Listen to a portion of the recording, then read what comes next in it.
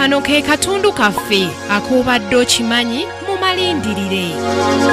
Libya ng'efunye obwetwazze mu 1951 ng'efugibwa Kabaka Idris. Mu kiseera kino ne Gadafi yali amaze okutendekebwa mu ggwanga lya Amerika obukodyo obw'enjawulo ssaako n'okuyiga olulimi oluzungu lwe yali agaanidde ddala okuyiga. Ekyali kirumuganyisizza okuluyiga lwe ebikolobera abazungu bye batuusa ku bawalabu mu Libya. Okumanya yali yabakyawa mu 1961 yakulembera okwekalakaasa nga yali awakanya eky'abazungu okukutula Siriya ku bawalabu. Mu kwekalakaasa kuno bamenya amadirisa ga wooteeri emu eyali etunda omwenge ne boonoona byonna ebyalimu ekintu ekyamuteeka ku ntikko. Bwe yayingira ebyobufuzi yasomanga nnyo ebitabo bya bannabyabufuzi abagundiivu omwali Abraham Lincoln, Michael Afra wamu n'abalala. Yawakanyanga nnyo enfuga ya Kabaka Idris eyali efumbekeddemu enguzi, okwonoona amafuta ssaako n'ebyobugagga eby'omu ttaka mu ggwanga lya Libya n'obwannakyemaliranga kw'otadde. Gadafi ebyobufuzi yabiyingiza kifuba n'amaanyi era nga yategeka obwedima obw'enjawulo awamu n'okugaba ebipande ebyavumiriranga obukulembeze bwa Kabaka Idris.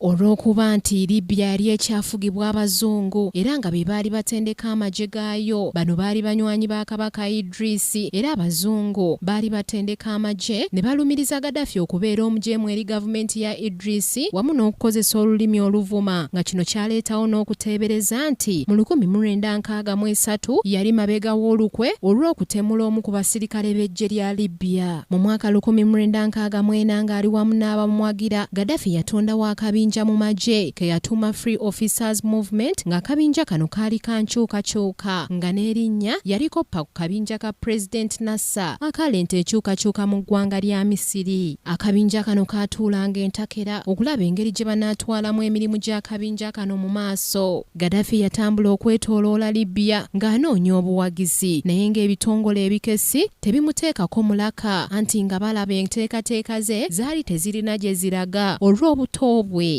Obufuzi bwa Kabaka Idris bannansi ba Libya baali babukooye era nga Gadafi akola bukubirire okuwunzika gavumenti ye olw'enguzi eyali egifumbekeddemu. Lwakyalimu mu 1969 Gadafi yafuna omwagaanya Idris bwe yakyalako mu ggwanga lya Butuluki ne Buyonaani. Gadafi ne banna ab'akabinja ka Free Officers Movement bakozesa omukisa guno okuwamba gavumenti ya Idris mu kikwekweto kye baatuuma Operations Yeruzalemi, era nga bw'omanyi nti nnyinimu bw'atabaamu ebikere bitemba nju. Olunaku olw'enkyalindirira nga yeddiza obuyinza, biki bye yateekawo ng'omusingi ogwamukuumira mu bukulembeze bwa Libya okumala emyaka 42. Ku lwa Kingdom TV amalindirire, Samali Kisaache.